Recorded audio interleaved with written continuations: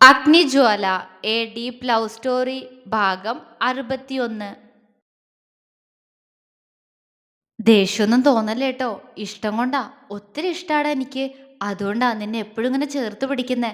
അതുകൊണ്ടാ നേരത്തെ അങ്ങനെയൊക്കെ ചെയ്തതും. എൻ്റെ കുഞ്ഞൻ എന്നോട് ക്ഷമിക്കട്ടോ.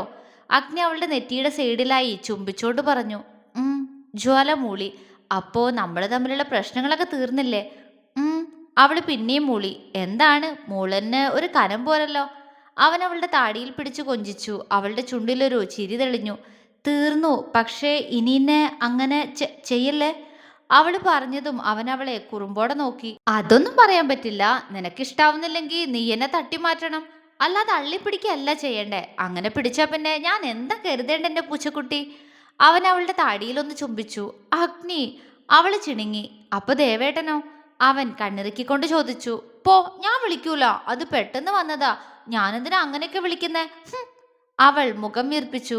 ആണോ? എന്നാ അങ്ങനെ വിളിക്കണ്ട. അങ്ങനെ വിളിച്ചാൽ ചിലപ്പോ അഗ്നിക്ക് വീണ്ടും എന്റെ കുഞ്ഞിന്റെ ദേവേട്ടനാവാൻ തോന്നും. അവന്റെ സ്വരത്തിൽ വശ്യത. അവള് പിടഞ്ഞുകൊണ്ട് അവനെ ചുറ്റിപ്പിടിച്ചു. അതെ, എന്റെ കുഞ്ഞ് ശരിക്കും അത്ര കുഞ്ഞൊന്നും അല്ലാട്ടോ. എനിക്കത് മനസ്സിലായി. വലിയ കുട്ടിയാ. അവൻ ചിരിയോടെ പറഞ്ഞു. അവൾക്ക് അവൻ പറഞ്ഞത് മനസ്സിലായില്ല. മുഖം കണ്ട കുഞ്ഞാ, പക്ഷേ ഞാനിപ്പോ തൊട്ടു നോക്കിയില്ലേ, അതത്ര കുഞ്ഞല്ലായിരുന്നു. പറയുമ്പോൾ അവന്റെ വാക്കുകൾ വിറച്ചു പോയിരുന്നു. ജ്വാല കണ്ണും തള്ളി അവനെ നോക്കി. അഗ്നി ഒരു ചിരിയോടെ അവളെ അടക്കി പിടിച്ചു. സത്യ കുഞ്ഞാ? അവൻ അവളുടെ ചെവിയോരം പറഞ്ഞു. അഗ്നി. അവൾ ഉമിനീർ വിഴുങ്ങി. നമുക്കിന്ന് പോവാട്ടോ. അവളുടെ അവസ്ഥ മനസ്സിലാക്കി വിഷയം മാറ്റിക്കൊണ്ട് അവൻ പറഞ്ഞു. ഈ രാത്രിയിലോ? അവള് സംശയത്തോടെ ചോദിച്ചു. അതിനെന്താ, അഗ്നിയില്ലേ കൂടെ? ഉം. അവൾ മൂളി. അവൻ അവളുടെ തലയിൽ തലോടി. കുഞ്ഞാ, ഞാനൊരു കാര്യം ചോദിച്ചോട്ടെ? എന്താ അഗ്നി? അവൾ പുരികമുയർത്തി. അതുണ്ടല്ലോ കുഞ്ഞാ, നമ്മുടെ വിവാഹം കഴിഞ്ഞിട്ടിപ്പോ ഇത്രയും ദിവസമായില്ലേ? അന്ന് കല്യാണം നടത്തുമ്പോ നിന്റെ മുഖത്ത് എന്നോട് നല്ല ദേഷ്യമായിരുന്നു. അത് ഞാൻ വ്യക്തമായിട്ട് കണ്ടതാ. പക്ഷെ ഇപ്പൊ നിനക്ക് എന്തോ ഒരു മാറ്റം. അവൻ അവളുടെ കണ്ണുകളിലേക്ക് ഉറ്റുനോക്കി. അവളുടെ കണ്ണുകൾ പിടച്ചു. അത് കണ്ട് അവന്റെ കണ്ണുകൾ വിടർന്നു. നിക്ക് മാറ്റമൊന്നുമില്ല. അഗ്നി ദുഷ്ടനാ. അവൾ കുറുമ്പോടെ പറഞ്ഞു. അവൻ ചിരിച്ചു. ഓക്കെ, അഗ്നി ദുഷ്ടനാ. അപ്പൊ നിന്റെ ദേവേട്ടനോ? അവൻ ചിരിയൊതുക്കിക്കൊണ്ട് ചോദിച്ചു. ജ്വാലയുടെ മുഖം ചുവന്നു. അത് മറച്ചു വെച്ചുകൊണ്ട് അവൾ അവനെ കൂർപ്പിച്ചു നോക്കി. അഗ്നി ചിരിയോടെ, മനസ്സ് നിറഞ്ഞു കവിഞ്ഞ പ്രണയത്തോടെ അവളെ പൊതിഞ്ഞു പിടിച്ചു. പരസ്പരം പുണർന്നിരിക്കുമ്പോൾ ഇരുവരുടെ ഉള്ളിൽ നിറഞ്ഞത് സന്തോഷം മാത്രമായിരുന്നു. അഗ്നി ഫോണിൽ നോക്കിക്കൊണ്ട് ബെഡിലിരിക്കുകയാണ്. ജ്വാല അലമാരയിൽ എന്തോ തിരയുന്നുണ്ട്. അവൻ മുഖമുയർത്തി അവളെ ഒന്ന് നോക്കി. കയ്യിൽ അവളുടെ പഴയ ആൽബം പിടിച്ച് അത് അഗ്നിയുടെ വീട്ടിലേക്ക് കൊണ്ടുപോകണോ വേണ്ടയോ എന്ന് ആലോചിക്കുകയാണ് ജ്വാല. അതെടുത്തോ കുഞ്ഞാ. ഇനി അതെന്തിനാ ഇവിടെ വെക്കുന്നേ? നമുക്ക് വീട്ടിലേക്ക് കൊണ്ടുപോവാ. അവളുടെ മനസ്സ് മനസ്സിലാക്കിയ പോലെ അവൻ പറഞ്ഞു. ജ്വാല സന്തോഷത്തോടെ അവനെ നോക്കി തലയാട്ടി അതെടുത്ത് ബാഗിലേക്ക് വെച്ചു. അഗ്നി ചിരിയോടെ വീണ്ടും ഫോണിലേക്ക് നോക്കി. കുറച്ചു നേരത്തിന് ശേഷം ഒരു തേങ്ങല് കേട്ടതും അവൻ ഞെട്ടലോടെ ഫോണിൽ നിന്ന് മുഖമുയർത്തി നോക്കി. കയ്യിൽ ചിലങ്കയും വെച്ച് അതിലേക്ക് കവിള് ചേർത്ത് വെച്ച് കരയുകയാണ് ജ്വാല. അഗ്നി ഫോൺ ബെഡിലേക്കിട്ട് വെപ്രാളത്തോടെ അവൾക്ക് മുന്നിലായി വന്നു നിന്നു. അവനെ കണ്ടതും അവള് മുഖമുയർത്തി കണ്ണുകൾ തുടച്ചു. എന്താടാ? അവൻ ചോദിച്ചു. എന്റെ അമ്മയുടെ ചിലങ്കി അഗ്നി. എനിക്കെന്തോ വല്ലാത്ത സങ്കടം ഇത് കാണുമ്പോ. അവൾ തേങ്ങി. അഗ്നി അവളെ വേദനയോടെ നോക്കി. എന്തിനാ സങ്കടം? അവൻ അവളുടെ കണ്ണുകൾ തുടച്ചു കൊടുത്തോണ്ട് ചോദിച്ചു. അറിയില്ല, വെറുതെ സങ്കടം വരിക. അമ്മയച്ചയൊക്കെ കാണാൻ തോന്നുന്നു എനിക്ക്. അവൾ തേങ്ങിക്കൊണ്ട് പറഞ്ഞു. അഗ്നി അവളുടെ മുഖത്തേക്ക് സങ്കടത്തോടെ നോക്കി. അവളെ ചുറ്റിപ്പിടിച്ച് തന്റെ നെഞ്ചിലേക്ക് അടക്കി പിടിച്ചു. ജ്വാല അവന്റെ നെഞ്ചിൽ കിടന്നുകൊണ്ട് തന്നെ അവന്റെ മുഖത്തേക്ക് കണ്ണു നിറച്ച് നോക്കി. എന്റെ കുഞ്ഞിങ്ങനെ കരയില്ലേ? നീ ഇങ്ങനെ കരഞ്ഞാ അച്ഛയ്ക്കും അമ്മയ്ക്കും സങ്കടാവില്ലേ? അവരിവിടെയൊക്കെ തന്നെ ഉണ്ടാവും നിന്നെ നോക്കിക്കൊണ്ട്. അവൻ അവളോട് വാത്സല്യത്തോടെ പറഞ്ഞു. അവൾ പെട്ടെന്ന് കണ്ണുകൾ അമർത്തി തുടച്ചു. അപ്പോഴും ആ ചുണ്ടുകൾ വിതുമ്പുന്നുണ്ട്. അവന് പാവം തോന്നി. കരയണ്ടാട്ടോ, നിനക്കിപ്പോ പുതിയൊരു അമ്മയച്ഛനൊക്കെ ഇല്ലേ? അവരൊക്കെ എന്റെ കുഞ്ഞിനെ സ്വന്തമായിട്ട് കണ്ടു തന്നെയല്ലേ സ്നേഹിക്കുന്നേ. പിന്നെ എന്തിനാടാ സങ്കടം? അവനിൽ വാത്സല്യമാണ്. അവള് മൂക്ക് വലിച്ചുകൊണ്ട് അവനെ നോക്കി. പെട്ടെന്ന് സങ്കടം വന്നു. ഇപ്പൊ കുഴപ്പമില്ല. അവൾ ചിരിക്കാൻ ശ്രമിച്ചു. അവൻ അവളുടെ കവിളിൽ തഴുകി. ഇതും നമുക്ക് അങ്ങോട്ട് കൊണ്ടുപോയേക്കാട്ടോ. നമ്മളിനി ഡാൻസ് ഒക്കെ പഠിക്കാൻ പോവല്ലേ. അപ്പോ അമ്മയുടെ ചെലങ്കന്നെ നമുക്ക് ആദ്യം കെട്ടാട്ടോ. അവൻ പറഞ്ഞതും അവളുടെ പൂച്ചക്കണ്ണുകൾ വിടർന്നുപോയി. അഗ്നി കണ്ണുനീർ പറ്റിപ്പിടിച്ചു കിടക്കുന്ന ആ കണ്ണുകളിൽ അമർത്തി ചുംബിച്ചു. ജ്വാല വിറയലോട് അവനോടൊന്നുകൂടി ചേർന്ന് നിന്നു. നിന്റെ സർട്ടിഫിക്കറ്റ്സും എടുത്തോട്ടോ. നിനക്ക് അത്യാവശ്യം വേണ്ടതൊക്കെ എടുത്തോ. ഡ്രസ്സൊന്നും എടുക്കണ്ട, അതൊക്കെ അവിടെ ആവശ്യത്തിനില്ലേ? അവൻ പറഞ്ഞതും ജ്വാല മൂളിക്കൊണ്ട് ചിലങ്ക നെഞ്ചോട് ചേർത്ത് പിടിച്ച് അഗ്നിയുടെ നെഞ്ചിലേക്ക് ചെവി ചേർത്ത് വെച്ചു. അവന്റെ ചുണ്ടുകൾ വാത്സല്യത്തോടെ പലതവണ അവളുടെ നെറ്റിമേൽ അമർന്നു. കിച്ചു അപ്പോൾ തന്നെ മംഗലത്ത് നിന്ന് പോയിരുന്നു. കേശവനും രാജനും കൂടിയാണ് അവനെ കേശവന്റെ തറവാട്ടിലേക്ക് കൊണ്ടുപോയത്. അഗ്നി നേരത്തെ ജ്വാലയെ റൂമിലേക്ക് പറഞ്ഞു വിട്ട ശേഷം അപ്പുവിനെ ഫോൺ വിളിച്ചാണ് അവിടെ നടന്ന കാര്യങ്ങളെല്ലാം പറഞ്ഞത്. എല്ലാം കേട്ടപ്പോൾ അവളെ അങ്ങോട്ട് കൊന്നു കളഞ്ഞൂടായിരുന്നു എന്നാണ് അപ്പു അഗ്നിയോട് ചോദിച്ചത്.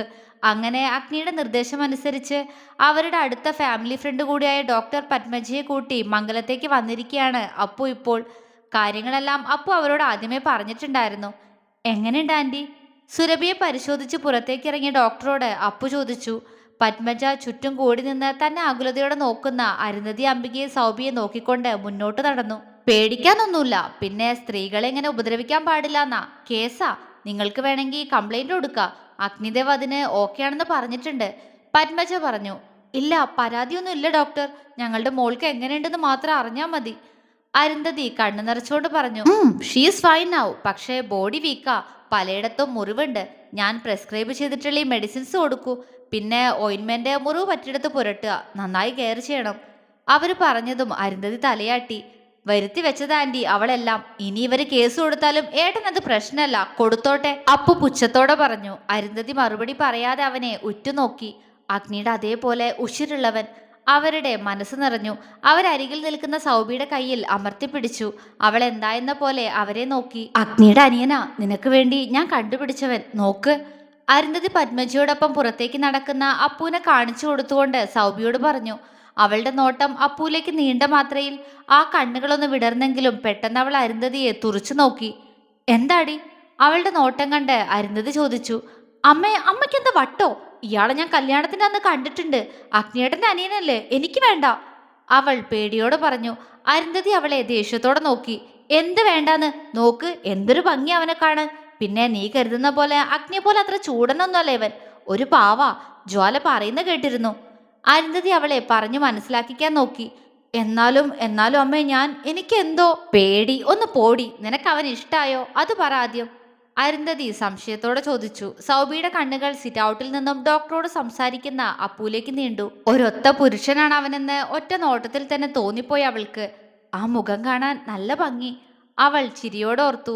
ആ ചിരി മാത്രം മതിയായിരുന്നു അരുന്ധതിക്ക് മുന്നോട്ടുള്ള കാര്യങ്ങൾ തീരുമാനിക്കാൻ. ഹായ് അരവേട്ട. ഡോക്ടറെ പറഞ്ഞു വിട്ട ശേഷം സിറ്റ് ഔട്ടിൽ ഇരുന്ന് ഫോണിൽ നോക്കിക്കൊണ്ടിരിക്കുകയായിരുന്ന അപ്പുവിനടുത്തേക്ക് വന്നുകൊണ്ട് സൗബി വിളിച്ചു. അപ്പു തലയുയർത്തി അവളെ നോക്കി. ഒറ്റ നോട്ടത്തിൽ തന്നെ അവൻ ആളെ പിടികിട്ടി. അവൾ അവനെ നോക്കി പേടിയോടെ ചിരിച്ചു. ഹായ്, അവനും പറഞ്ഞു ഗൗരവത്തോടെ. വീണ്ടും അവന്റെ നോട്ടം ഫോണിലേക്ക് മാത്രമായി നീങ്ങിയപ്പോൾ സൗബി പേടിയോടെ പുറകിലേക്ക് തിരിഞ്ഞു നോക്കി. അരുന്ധതി വാതിലിന് മറവിൽ നിന്നും സൗബിയോട് സംസാരിക്കാൻ പറയുന്നുണ്ട്. അവള് തലകുലുക്കിക്കൊണ്ട് വീണ്ടും അവനെ നോക്കി. ആരവേട്ട, ഏട്ടൻ എന്നെ മനസ്സിലായോ? സൗബി പതിയെ ചോദിച്ചു. അപ്പു ആണെങ്കിൽ ആകെ ദേഷ്യം വന്നിരിക്കുകയായിരുന്നു. വന്ന സമയം തൊട്ട് അവന്റെ കണ്ണുകൾ തിരയുന്നത് പൊന്നൂനെയാണ്. പക്ഷെ വന്നിട്ട് ഇത്രയും നേരമായിട്ടും അവളെ പുറത്ത് കണ്ടിട്ടില്ല. ജ്വാലയ്ക്ക് ഇങ്ങനെയൊക്കെ സംഭവിക്കാൻ കാരണം പൊന്നുകൂടിയാണെന്ന ചിന്തയായിരുന്നു അപ്പൂലപ്പോൾ. ദേഷ്യം അവളെ കണ്ട് നാല് പറയാൻ നാവ് ധരിക്കുന്നുണ്ട്. അപ്പോഴാ ഈ മാരണത്തിന്റെ കെട്ടിയെടുക്കല്. അപ്പു ദേഷ്യം കടിച്ചമർത്തി അവളെ നോക്കി. അറിയാ, അവിടെ എൻ്റെ ഏട്ടൻ തല്ലിച്ചതച്ചിട്ടിരിക്കുന്ന സുരഭിയുടെ അനിയത്തിയല്ലേ നീ? ഒട്ടും മയമില്ലാത്ത അവന്റെ സംസാരം. സൗബിയുടെ മുഖം വിളറി വെളുത്തുപോയി. അവൾ പതർച്ചയോടെ മൂളി. എനിക്കറിയാ, എന്ത് വേണം നിനക്ക്? അവൻ കണ്ണു ചുരുക്കി അവളെ നോക്കി. അത് ഒന്നുമില്ല, ഞാൻ വെറുതെ സംസാരിക്കാൻ. അവന്റെ ഗൗരവം നിറഞ്ഞ സ്വരം കേട്ടതും അവള് പേടിയോടെ പറഞ്ഞു. എനിക്കങ്ങനെ സംസാരിക്കാൻ താല്പര്യമില്ല, താൻ ചെന്നാട്ടെ. എടുത്തടിച്ച പോലുള്ള അവന്റെ മറുപടിയിൽ അടി കിട്ടിയതുപോലെ നിന്നുപോയി സൗബി.